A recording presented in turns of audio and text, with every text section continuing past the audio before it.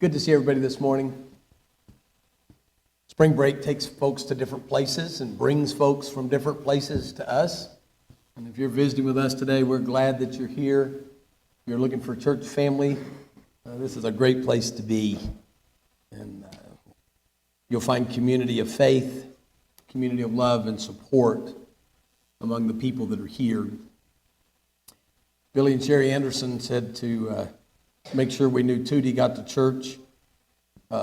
Actually, Tootie's supposed to let me tell them that. She was able to see them this morning. Sherry is home. She felt so good last week, better than she had in years, she said. And then her AFib came back, and then she had to have an ablation, and then the ablation went a little awry, and they had to redo a few things. But she is home and doing well, so we're grateful for that. Janie also texted this morning and said Tom Durrett got to come home yesterday, so that's very good news. He is in a very serious condition and has major cancer to be dealt with, but they'll start chemo soon in an attempt to shrink that colon cancer and then address it surgically if that's God's plan. So be sure and keep Tom and Janie in your prayers as well. Doug, I like this time of year. It's my favorite day of the year because I like to get up early and get rolling. But this morning, I got up early and ate breakfast, I guess, and my sugar dropped right when it's time to preach. So if I'm wandering around a little bit, I'm just hunting a thought. I'll find one in a minute. It's in there somewhere. I went and had some grape juice and crackers in my office during communion. I took communion too. I don't want you to think I skipped out, but I added to it and had a little bit of a boost and a bump that came that way. So I'll get unfuzzed here in just a minute. If I don't, we'll let Pat sing a song and we'll go home. So we know how to do that too. But grace to you and peace from God our Father and the Lord Jesus Christ. Last week, Lance led us with this question, and it was a great thought I had I thought he had a great thought. Where do we go from here? Just where are we supposed to take off? And he used that concept, that illustration of several folks who sort of got to transition time, especially Moses, a time or two in his life. And here I am today, but where do I go from here? What's happening? Maybe it is, what are you doing today? And maybe it is that concept that comes. Where do we go from here?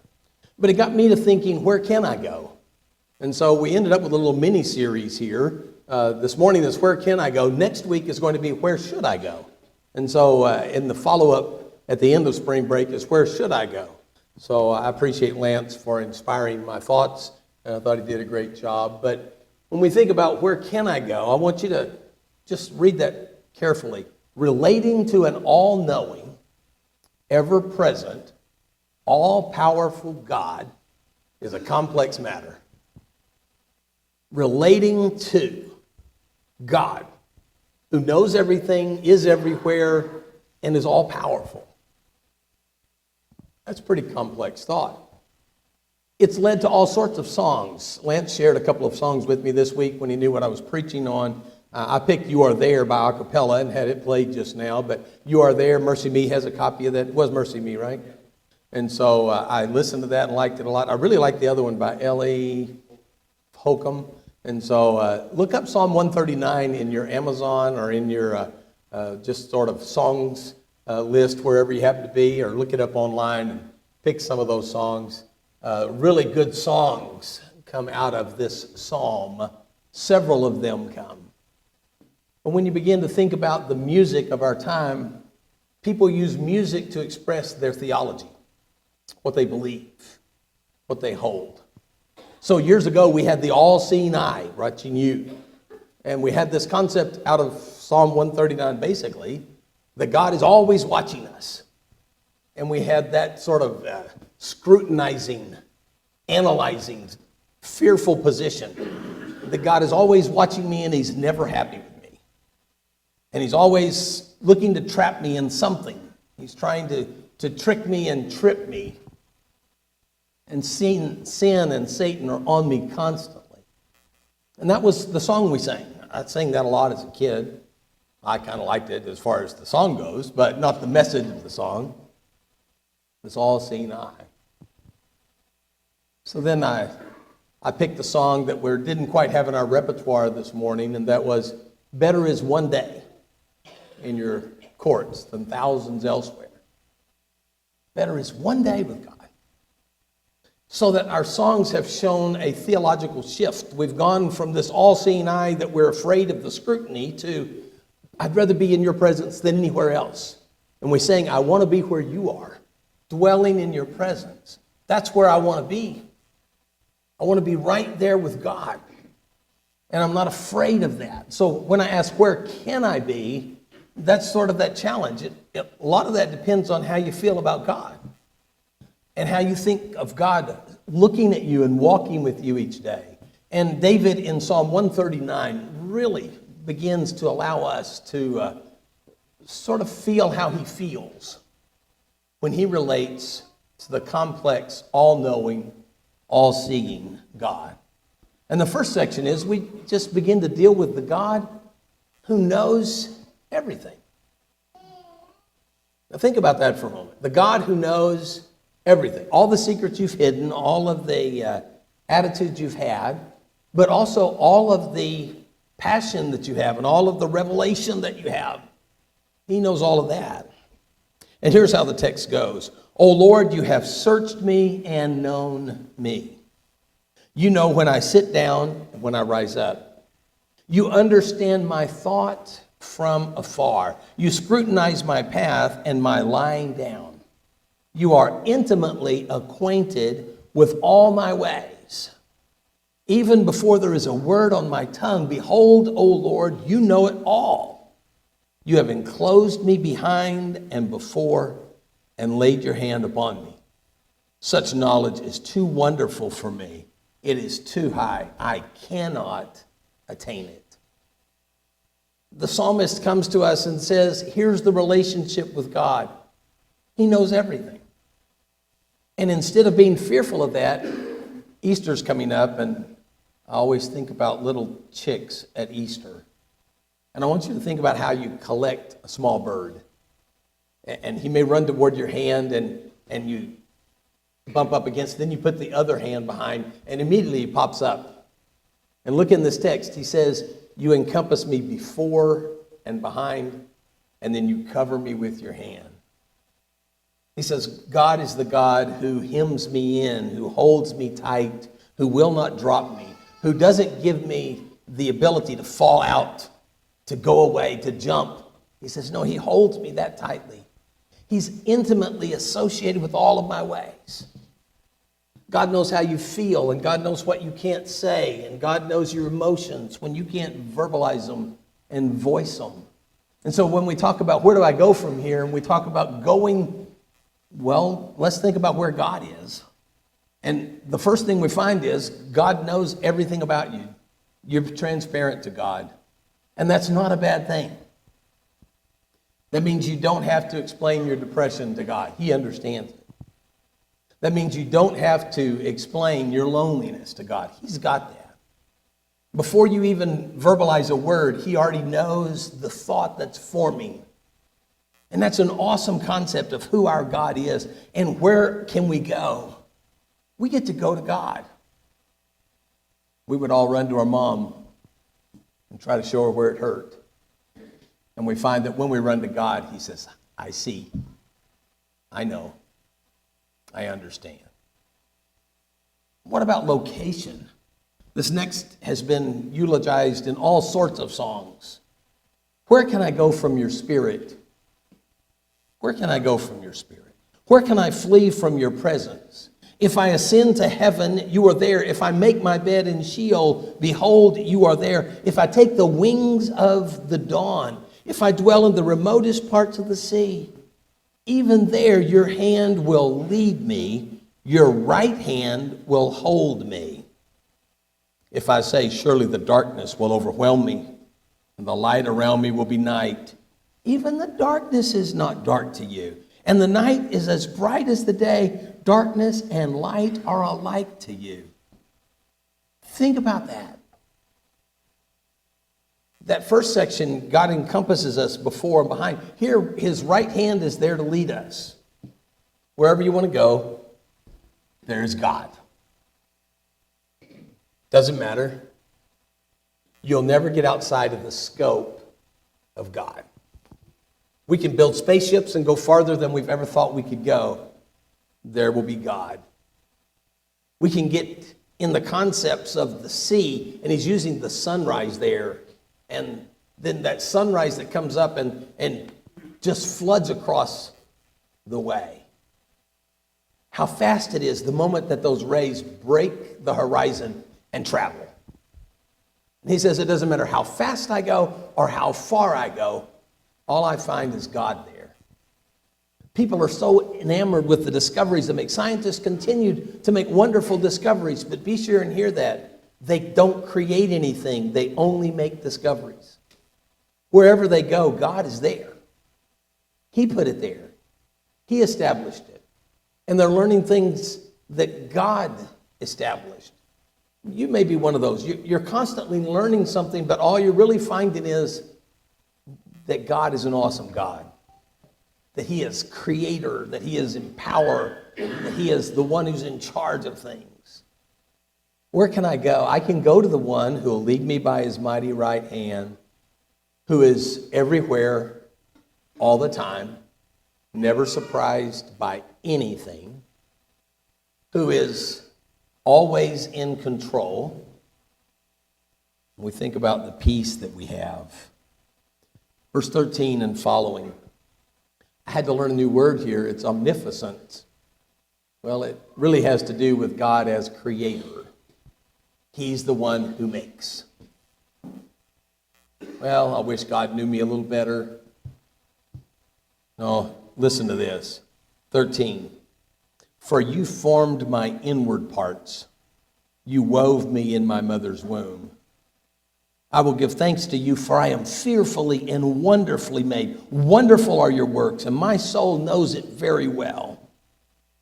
My frame was not hidden from you when I was made in secret, skillfully wrought in the depths of the earth. Your eyes have seen my unformed substance, and in your book were written all the days of my life that were ordained, the days that were ordained for me, when as yet there was not one of them. You formed me, knit me together.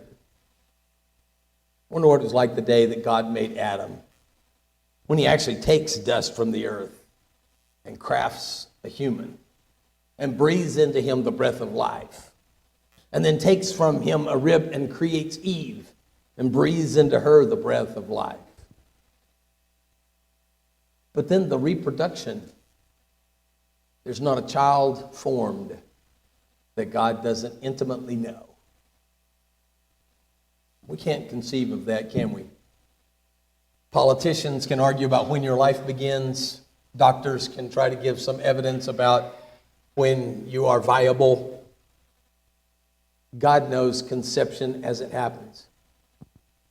He knits together. He puts that form. You don't have a hidden frame. I was searching all my life trying to see if God could find me. No, you may be searching for God all your life, but God knew you before you were born. God knew you in your conception. He knew you intimately. He knows how you're made. He is your creator. So where can I go? I can go to the one who knows everything, who is everywhere, who knows me intimately. Now, does that sound like the God who's doing all he can to send you to hell? No, not at all. If he's doing all he can to just obliterate you, get rid of you, and have you out of his hair, then he's not the God who's intimately looking at every minute detail of your life. He cares. He knows. He understands. Don't get too crass here, I guess, but God knew when you tore your meniscus that it changed how he designed you. He knew you'd limp. He knew you'd hurt. He said, I didn't design that meniscus to be that way. I did something perfect with it. He knew. If a sparrow can't fall to earth and he knows how much hair is on your head and he intimately knows you in every way, where can I go? Well, I get to go to the God who knows me intimately. Verse 17 and 18 are brief, but I wrote it out this way. to the one who reveals his thoughts. God's not hiding from you. God is revealing his thoughts. And the psalmist says, I've got your material, I've got your revelation, I've got your message. And as the psalmist writes, he tells us this, how precious also are your thoughts to me, O God. How vast is the sum of them. If I should count them, they would outnumber the sand. When I awake, I'm still with you. So think about this for a moment. You're not counting sheep, you're counting the thoughts of God. And you're thinking about all the things that God has thought about. And you go to sleep. And when you wake up after thinking all the thoughts of God you can think, he's still there. You haven't reached the end. The goal is not to learn everything. The goal is to learn God, to learn about God, to learn that God knows everything. And you'll never know everything, but you know the one who knows. You know the one who knows all the stuff you don't know. And don't bemoan your ignorance, but rejoice in the knowledge of your God. And let him be the one that controls you. And think the number of thoughts. It's awesome. So you can do what Damon did. What are you doing? That's a good thought. What are you doing? And whatever you can think when you think of God. He is so active, so alive. Because now it blows your mind for just a moment. Not only does he know me intimately, he knows Ricky intimately, entirely. He's not limited by that in any way. And he knows Terry intently. And he doesn't lose any of his comprehension of me when he knows Terry that well. And our minds can't consume that. My mind has trouble just thinking about a sermon when my sugar's off a little. And God says, hey, I know everybody sitting before you the same way I know you. I know their days. I know their ways. I know their hopes. I know their dreams. I know when they think the darkness is so dark I can't live in it. And then I just shine the light on their darkness. Whatever comes, God says, I am there. I know. I know all of you that way. I'm not limited the way you are. Then verse 19. And I worded this a little differently than you might think when you hear the text, but the one to whom I am committed is where I can go. And he uses words that might sound wrong to you. But I think you'll grasp their glory. 19. Oh, that you would slay the wicked, O God. Depart from me, therefore, men of bloodshed. For they speak against you wickedly, and your enemies take your name in vain. Do I not hate those who hate you, O Lord? And do I not loathe those who rise up against you? I hate them with the utmost hatred. They have become my enemies. And instead of someone spewing that, go get my enemies, God, and wipe them all out, I think what he's actually saying is, I am on the Lord's side. I've sold out. I've totally committed to him. And whoever is an enemy of God is an enemy of me. And I'm absolutely dedicated to the life and service of what God is about. That's the passion that I want to have. That's who I am. If someone rises up against God and speaks evil against God, I want them to understand that God hears, that God sees, that God knows, that he grasps, and that I understand if there is allegiance, I'm on God's side. I'm only following him. I'm only walking in his way and walking in his path. So where can I go becomes this exercise of I go to the one to whom I am committed, the one I've dedicated my life to. I've given everything over to him. That's who I'm going to. That's who I want to walk with forever. He knows me that well. Just think this thought for a moment. He knows everything you ever did. And he sent his son to die for you. Specifically. Uniquely. He knows every thought you ever had. And he sent Jesus to love you that much. He says, this is how intimately I am aware of you. I'm going to do everything in my power to save you, to bless you, to help you. I want you to think you can't get away from me. But then I want you to understand you don't want to get away from me. I want you to think that I'm watching you live your life. And then I want you to think, I'm watching you live your life. That's who I am in you. That's what we have. We went to the zoo. Our youngest grandson had his birthday Friday and wanted to go to the Fort Worth Zoo. And we met him there, beat him about an hour or so. So we found our favorite characters at the zoo are the people at the zoo. They were really pretty funny. Much more entertaining than the animals at the zoo are the people at the zoo. You begin to watch these, and you realize that God knows every one of them and every thought they've had and every action that they've got. And that he loved every one of them, and Jesus died for every one of them, and he died for me. And it's a powerful, powerful message, but it's not exclusive. It is our mission to tell everyone that this God who knows everything about them, loves them, and sent his son to die for them, and bring them hope, and bring them joy, and bring them peace. So the psalmist is closing out this way in verses 23 and 24. I go to the one that I trust to examine me. Not that I fear will watch me, not that I fear will look me over, but to the one I trust to examine me. Here's his language. Search me, O God, and know my heart. Try me and know my anxious thoughts. See if there be any hurtful way in me, and lead me in the everlasting way. Well, you talk about an open, honest, walking down the aisle. At the end of his theological exploration of where God is and who God is and what God knows and how God feels and acts, he's saying, I want to be where you are. I want you to examine me. Search me, O God. Know my heart. Are you ever afraid of judgment? In that somehow God won't understand what's going on?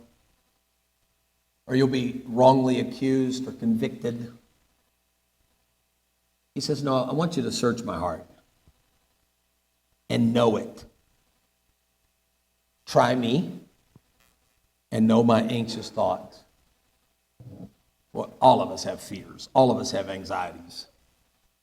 So I want you to look inside of me, God, and show those fears that I know exist. You know, I think one of the biggest problems we have in our world today is that we know we're afraid and we're just afraid of everything. Instead of saying, I know I'm afraid. God, show me what's worth being afraid of. Show me my anxiety.